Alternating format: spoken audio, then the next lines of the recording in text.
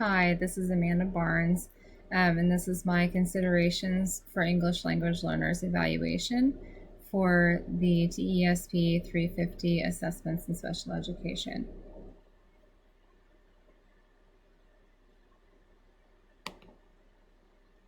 So my first slide discusses the differences in language and how they impact the assessment approaches in oral language. First, I talked about the dialect and how it's not a language disorder, although it's often mistaken as one. So it's important to know that there's a difference between the dialect being a disorder and it just being the way that that person speaks the English, because there are different ways to speak English. We see that in other countries, other areas of the world that speak English. They don't say things the same as we do, and that is the same for the United States. There are different dialects, different ways to speak our same language.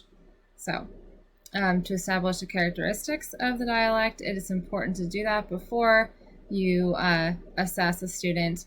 So if you're not fully aware or understand the dialect that they're speaking, it's important that you understand how things are said, how people with that dialect in particular say things, and you can do that by interviewing other students and seeing if it's more than 50% of the time that students are found to say words that way, and that's how the dialect pronounces those specific words. So then when you are assessing the student for a possible oral language deficiency, then you would know if the issue is just their dialect or if it actually is something wrong with their oral language. The widely accepted technique. So there are mostly just informal procedures that you're going to do. There's not an overall widely accepted, this is the one you should use always to assess students with oral language. But things like as I said there, the sentence repetition, you say it and they say it back to you. Those are ways that you often see oral language being assessed. There are three errors that occur the most in our as far as assessing the dialects and how they're misunderstood. You see a lot of the professionals who are assuming all students are have a normal dialect speaker, they're normal dialect speakers, and that's not the case. So you see that happening a lot, and when you see that, then they're not prepared. They're not ready to assess that student because they're not aware of how the dialect is spoken. You also see a lot of the overcompensating for the dialect. When they're assessing a student, you see a lot of professionals who are overcompensating, thinking that when they're saying things poorly or wrong, that it's just their dialect, so they give them too much credit, I guess you'd say. And in doing that, they're doing them a disservice because they might actually need help and it's not their dialect. So that's why it's important that you know the characteristics of that dialect in particular. And then the last thing I have on here for the differences in language impact is the undercompensation for the dialect, where you really you are mistaking the dialect differences for a language disorder. So you're undercompensating for it, and again, you're not doing that student any favors. If they need the help, they need to be receiving the services. So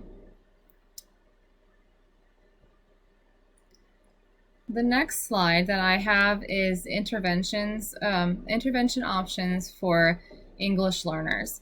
So for this, I have the first thing you need to really think about is determining the language proficiency in their L1 and L2, which is their first language and their second language. The L1 being the language that they are most proficient in, L2 being English in this case. Because they're English language learners, they obviously their first language is not English and they would not be most proficient in that one. So that's generally considered their second language or their L2, although it is possible for that to be their third or fourth language that they're most fluent in. So in determining that language that they're most proficient in, now you know where to assess them. Now it is possible that a student is equally proficient in English and their primary language.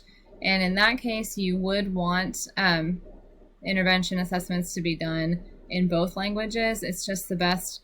It's the best thing you can do for the students, because you wouldn't want to assess them in a language that isn't their most proficient. And so if they're coming up as proficient in both, you'd want to test them in both and go from there. So most commonly you see the bilingual education as the intervention that experts recommend.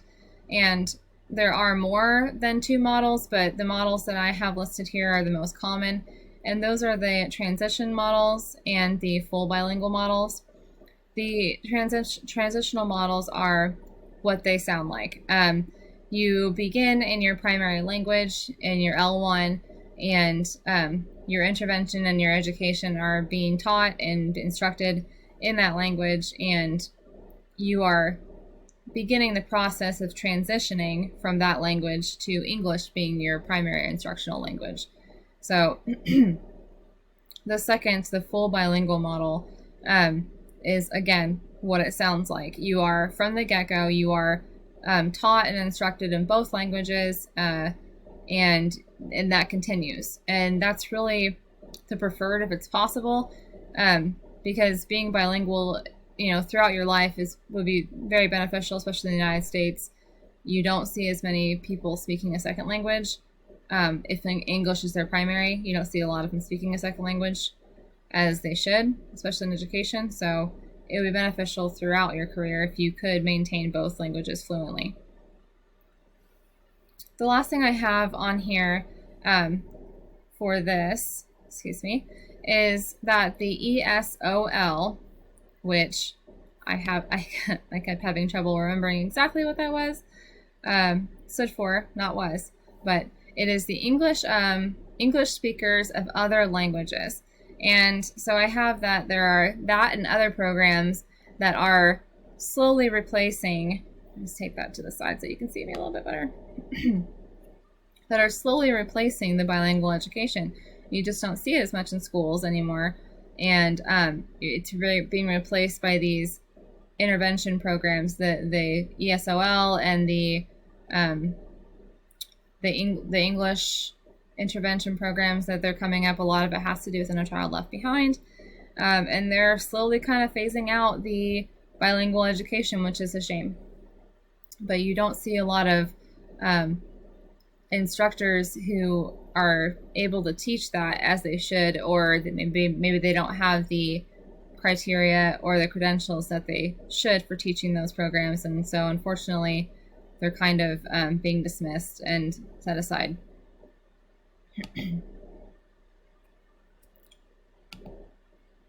The last thing I have on here is the over or under identifying of culturally linguistic diverse students for special education. So you see this a lot. Mostly you see the over identification of students for special education. And that has a lot to do with the fact that they are not being assessed in their first language, or they're not having the proper interventions that they should have before they were led to this, let's test them for special education. They must need more education than we're giving them here. So you see that once they are tested for special education, a lot of times that you'll see and make sure that their educational environment was sufficient, that they were receiving what they should have been receiving, because unfortunately you see a lot that they just weren't receiving the services that they should before they came to special education.